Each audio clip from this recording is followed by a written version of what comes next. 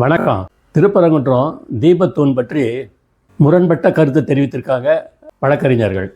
December 12ஆம் தேதி கோவில் சார்பாக ஆஜரான மூத்த வழக்கறிஞர் மாசிலாமணி, அது தீபத்தூண் என்பதற்கு ஆதாரம் இல்லை, அது நில அளவை கல், கிரானைட்டால் ஆனது, தீபம் ஏற்ற தகுதியற்றது அப்படின்னு சொல்லியிருக்காரு.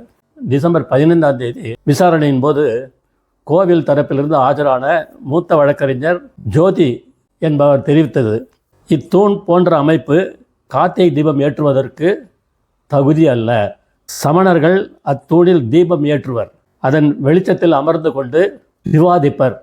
இத்தூண்களை இந்துக்கள் உரிமை கோர முடியாது அப்படின்னு சொல்லியிருக்காரு.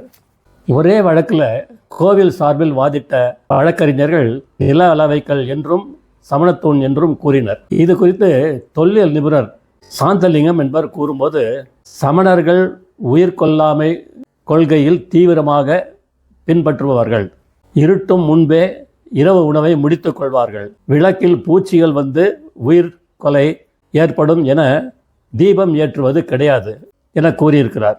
நாங்களாம் படிக்கும்போதும் இந்த மாதிரி தான் இருந்தது. புத்தகத்தில், பாடப்புத்தகத்தில் சமணர்கள் இருட்டானப்புறம் சாப்பிட மாட்டாங்க, வெளியில் வர மாட்டாங்க அப்படின்னு சொல்லி பார்க்கலாம் நீதிமன்றம் என்ன சொல்கிறது என்று. பாரத் மாதா கி ஜெய். ஜெய் ஹிந்த்.